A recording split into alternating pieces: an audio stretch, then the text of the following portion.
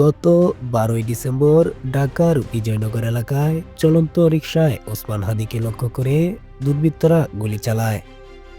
এতে তিনি গুরুতরভাবে আহত হন। গুলিবিদ্ধ হওয়ার পর তাকে দ্রুত হাসপাতালে নেওয়া হয়। এরপর উন্নত চিকিৎসার জন্য সিঙ্গাপুরে পাঠানো হয়, কিন্তু সব চেষ্টা ব্যর্থ করে দিয়ে 18ই ডিসেম্বর চিকিৎসাধীন অবস্থায় মৃত্যুবরণ করেন। এই হত্যাকাণ্ডের সঙ্গে জড়িত ফয়সাল সম্প্রতি লাইভে এসে নানান ধরনের তথ্য তুলে ধরেছেন। সে আসলে কি বলেছে, তার কথাগুলোর সত্যতা কতটা, এই বিষয়গুলো নিয়েই আজকের ভিডিও। চলুন লাইভটি আপনাদের সামনে উপস্থাপন করি। হত্যাকাণ্ডের চাঞ্চল্যকর তথ্য জানতে ভিডিওটি সম্পূর্ণ দেখার অনুরোধ রইল। হ্যালো, আমি আবার আসলাম আপনাদেরকে আমার কিছু কথা শেয়ার করার ছিল। আমি ফেসবুকে ভিডিও দেওয়ার পর দেখলাম যে অনেকেই অনেক প্রশ্ন করছেন, নানা ধরনের মন্তব্য করছেন, আমার কথা হয়তো বিশ্বাস করছেন না। অনেকের একটা প্রশ্ন ছিল যে আসলে আমি দেশে আছি বা আসলে দুবাই যাইনি। আমি একটু খুলেই বলি, কারণ এই 15-20 দিন পরে যেহেতু আমি বলছি, আমি দুবাইয়ের শারজাতে আছি। এখন আমি দুবাই আসলাম কিভাবে সেটাও বলি। আমার একটা ক্লোজ ছোট ভাই আছে, খুব কাছের। তার নাম হচ্ছে কাউসার মোল্লা, তার বাবার নাম হচ্ছে ইয়াসিন মোল্লা। তো এই কাউসার মোল্লা আমার খুবই ভালো একটা ছোট ভাই, সে আমাকে সবসময় হেল্প করে। তার ওখানে আমি ছিলাম এক রাত ছিলাম, কারণ ওখানে থাকার পিছনে কারণ হচ্ছে মানে তার সাথে আবার আমাদের যে র্যাব 2 সেখানে খুবই ভালো সম্পর্ক। তার ওখানের একটা এএসআই আছে তুষার নাম, তার সাথে খুব ভালো সম্পর্ক থাকার কারণে সে কিন্তু প্রথম আমাকে ফোন দিয়ে জানায় যে ভাই এই ঝামেলা হয়েছে, আপনি জানতে পারছি, আপনি আমার বাসায় আসেন, এরপরে আমি আপনাকে দেশের বাইরে পাঠানোর ব্যবস্থা করব। তো আমি পরে বুঝতে পারিনি, পরে ফেসবুকে দেখলাম, দেখার পরে সে আমাকে লিঙ্ক দিল, দেখার পরে আমি তার ওখানে চলে যাই এবং এক রাত তার ওখানে ছিলাম। তার বাবা ইয়াসিন মোল্লা মোটামুটি পাওয়ারফুল লোক আর টাকা পয়সা আছে অনেক। তো এই কাউসার যেহেতু র্যাবের সোর্স হিসেবে কাজ করে, তো সে আমাকে হেল্প করছে, অনেক হেল্প করছে, আমি ওখান থেকে চলে আসতে পারছি। আর এই কাউসারই কিন্তু আমাকে হাদির সাথে পরিচয় করে দিছিল। আমার কাজের জন্য কাউসার মোল্লা আমাকে হাদির সাথে পরিচয় করায় দেয়। আমি তার নামটা কেন বললাম, কারণ আমার তাকে সন্দেহ হয়েছে। সে আমাকে দেশ থেকে করছে, সেভ করছে, সবকিছু করছে। যেহেতু কাজটা আমি করি নাই, সে জানতো যে আমি কখন হাদির কাছে যাই, কি করি না করি, সবই জানতো, কারণ আমার কাজের জন্য আমি যাচ্ছিলাম, সে জানতো। যেহেতু সে আমাকে পরিচয় করেছে, তাকে আমি, সে নিজেকে এখন ওই নাহিদ সার্জিস, তারপর আপনার হাদি, এদের খুব ক্লোজ আমাকে বলছিল। সেই বিদায় আমি তাকে বারবার বলছিলাম যে আমাকে তাহলে একটু পরিচয় করায় দেন আমার কাজটার জন্য, আমার কাজটা তো এখন দরকার, কারণ আমার প্রতিষ্ঠানে কোনো কাজ নেই।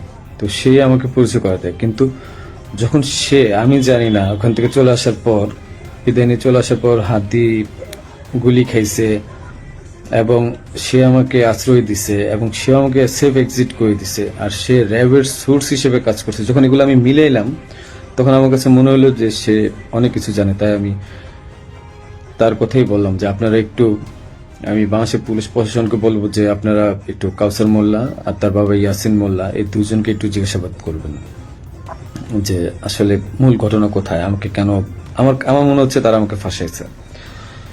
তো এটা গেল। তাদের সাথে জড়িত র্যাবের সোর্স হিসেবে সে কাজ করে, তাদের সাথে জড়িত র্যাব 2 এর তুষার নামে একজন এসআই আছে, আপনার তাকেও জিজ্ঞাসাবাদ করবেন।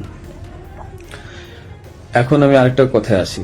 আপনারা বলছেন যে আমি কেন দেশ ছেড়ে চলে গেলাম। আরে ভাই, আমি তো মানুষ, আমি ব্যবসা করে খাওয়া ছেলে, দিন শেষে দেখা যাবে যে আমি দেশে থাকবো, আপনারা আমাকে মব করবেন। তো যেহেতু মবের যুগ চলতেছে এখন, 5ই আগস্টের পর থেকে আপনারা মবের একটা যুগ নিয়ে আসছেন, তো আমি কিভাবে মানে দেশ না ছেড়ে আসি? আর আমাকে তো কালচারই বলছে যে আপনি দেশ ছেড়ে চলে যান, আপনি দেশে থাকলে অনেক ঝামেলা হবে। তো আমি দেশ ছেড়ে চলে আসছি। পরবর্তী জানতে পারছি এই কাউসার র্যাবের সবার সাথে ঘুরে ঘুরে মানে মোটামুটি র্যাবকে ব্যস্ত রাখছে এবং আমার ফ্যামিলিকে সেই মোটামুটি ইনফরমেশন গুলো দিচ্ছে। তো আমি বারবার বলছি যে আপনারা কাউসারকে ধরেন, আমি শিওর এ আমাকে ফাঁসানোর পিছনে ওর অনেক বড় হাত আছে এবং সে জানে যে কাজ কাদের। যেহেতু তার ব্যাকগ্রাউন্ড, আমার ছোট ভাই ভালো সম্পর্ক ছিল, তার ব্যাকগ্রাউন্ড কিন্তু ভালো ছিল না। একটা ভিডিও আমি শেয়ার করব, সে কিছুক্ষণ পরে তার হাতে আর্মস ছিল, এই ভিডিওটা আমি শেয়ার করব। এটা আমাকে একজন পাঠাইছে। ওকে, আচ্ছা, এখন আরেকটা প্রশ্ন আপনাদের উত্তর দিই। আমি প্রশ্নগুলো নোট করছি, একটু একটা মিনিট। আচ্ছা, আমার ব্যাংকের যে ট্রানজেকশন, হ্যাঁ, আমার ব্যাংকের যে ট্রানজেকশন আমি বলি, আমি সরকারি কাজ যেহেতু করি, আমার ব্যাংকের ট্রানজেকশন প্রতি বছর যে টার্নওভার, এই প্রতিটা টার্নওভারের ভ্যাট ট্যাক্স দেওয়া, ভ্যাট ট্যাক্স দেওয়া আমি প্রুফ দেখাই আপনাদেরকে।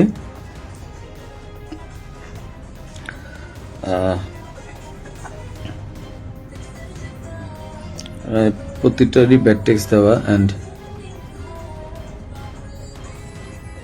আমি ব্যবসা করি 2010 সাল থেকে, তো আমি ট্যাক্স দেওয়া শুরু করেছি মেবি 14 সাল থেকে। হ্যাঁ, তো ওসব কাগজগুলো নাই, একটা দুইটা বছরের খুঁজে পাইছি। এই যে দেখেন, 2022 সালে আমার 21 লাখ টাকা ট্যাক্স দেওয়া ছিল এবং 2023 সালে আমার 66 লাখ টাকা, এবং এই বছর কিন্তু আমি 9 লাখ টাকা, ব্যবসা এত ভালো ছিল না, 9 লাখ টাকা আমি ট্যাক্স দিয়েছি। ঠিক আছে, আপনাদের আরো কিছু প্রশ্নের উত্তর দেব আমি। যে আপনারা বলছেন যে আসলে হাদি টাকা নেয় না, হাদি অনেক ভালো মানুষ।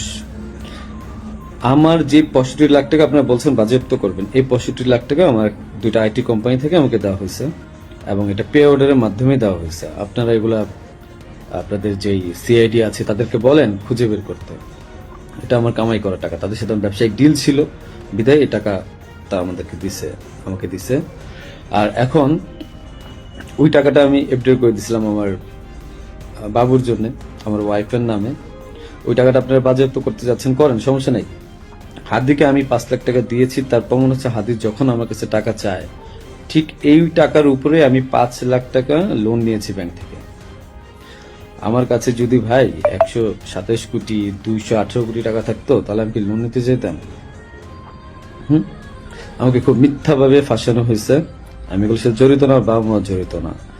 ওখানে আপনি এনআরবিসিতে খবর নেবেন আপনারা যে আমি 5 লাখ টাকা লোন নিয়েছি এবং লোন নিয়ে এই টাকা আমি হাদিকে দিয়েছি। কারণ সে আমাকে বলছিল যে ইসের ছাড়া, মানে অ্যাডভান্স ছাড়া সে কাজ করতে পারবে না। আরেকটা কথা, আপনারা বলতেছেন যে জাবের এত ভালো মানুষ, খুব ভালো মানুষ, মহৎ মানুষ, তারা টাকা নেয় না। জাবেরকে জিজ্ঞাসা করবেন, জাবেরকে ধরে এনে জিজ্ঞাসা করবেন যে এই গেঞ্জি বানায় দেওয়ার জন্য, 250 গেঞ্জি বানানোর জন্য কাকে বারবার ফোন দিছে, কার কাছে বারবার টাকা চাইছে। আমি ফয়সাল, আমার কাছে বারবার টাকা চাইছে ওরা।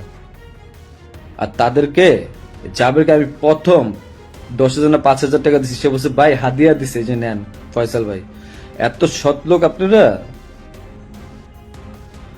আমাকে যে মিথ্যায় ফাঁসাচ্ছেন, আমি গেছি ভাই কাজের জন্য, বানায় দিচ্ছেন খুনি। আর আপনারা বলতেছেন যে তোমার বাবা মা বলছে, তোমার মা বলছে, তোমার বোন বলছে, তোমার বউ বলছে, তোমার উমুক এক মাইয়ারা বানায় দিলেন আমার বান্ধবী, যে উমুকে বলছে, যে সবাই বলছে যে তুমি এগুলোর সাথে জড়িত। হ্যাঁ, আমি পাগল তো, যে আমি মানুষ মার্ডার করে আমি আমার বাসায় যাব, আমি মানুষ মার্ডার করে আমি আমার বাসায় যাব যেন 14 গোষ্ঠী ধরতে পারে। মানে আমি এত বড় বোকা, এত বড় পাগল? হ্যাঁ, মানে এটা তো মানুষের কমন সেন্স। আমি কেন বাসায় যাব? আমি একটা মানুষের মার্ডার করছি, আমি তো সোজা এক্সিট নিব, আমি কেন বাসায় যাব? তারপর ওই যে আপনারা বলতেছেন যে আমার আমার মা বলছে, বাবা বলছে, আরে ভাই আমি জেলখানায় খবর নিছি তাদের ওখানে যাওয়ার পর। আমি আমার আত্মীয় স্বজন থেকে জেলখানায় খবর নিছি যে আসলে কি হয়েছে। আমার ওয়াইফ বলছে, আমার আমার বাবা মা সেম একই কথা বলছে, যে তাদেরকে বলা হয়েছে বারবার যে রিমান্ডে যদি 164 না দেন তাহলে আমরা আবার আপনাদেরকে রিমান্ড আনবো এবং তখন কিন্তু আমরা টর্চার করব। তাহলে কি করবে যারা জীবনে কোনোদিন প্রথম জেলখানায় গেছে? কি মানে এগুলো কি আপনারা কি পাইছেন যে আমি ওরা মার্ডার করছি? প্রমাণ কোথায় আপনাদের কাছে যে আমি ওকে মার্ডার করছি? আপনারা কাউসারকে ধরেন, সে আমাকে কেন সেফ এক্সিটের ব্যবস্থা করে দিচ্ছে? সে কেন বারবার আমাকে হেল্প করছে? কেন আমার সাথে হাতের সাথে পরিচয় করে দিচ্ছে? He knows everything. তারপরে যে ব্যাড ট্যাক্স টাকা, একটা প্রমাণ দেখেন তো কোথা থেকে টাকা ঢুকছে? আর ভাই আমার কামানো 65 লাখ টাকা আপনার বাজেয়াপ্ত করে দিচ্ছেন। কেউ আমাকে টাকা দিছে? আমি ব্যবসা করে খাওয়াচ্ছিল। আপনারা বারবার আমি বলতেছি আপনাদেরকে যে এখানের সাথে আমি জড়িত না, জড়িত না, একটা পর একটা মিথ্যা ব্লেম দিচ্ছেন, যে কমেন্টের পর কমেন্ট গালাগালি করতেছেন, যা মন চাই করতেছেন। আর ভাই আপনাদের বাপ মায়ের দৌলত আপনার বাপ মা কি বলবে? হ্যাঁ,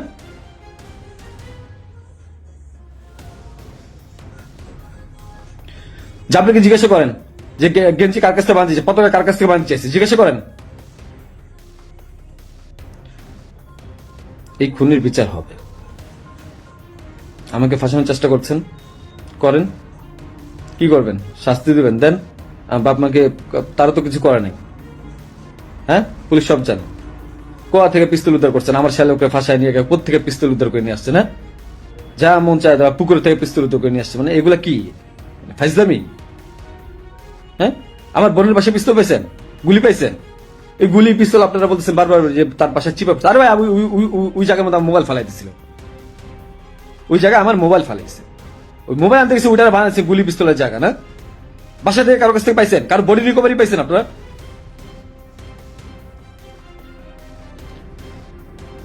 আপনি এদেরকে ধরেন, ধরেন, অনেক কিছু জানতে পারবেন।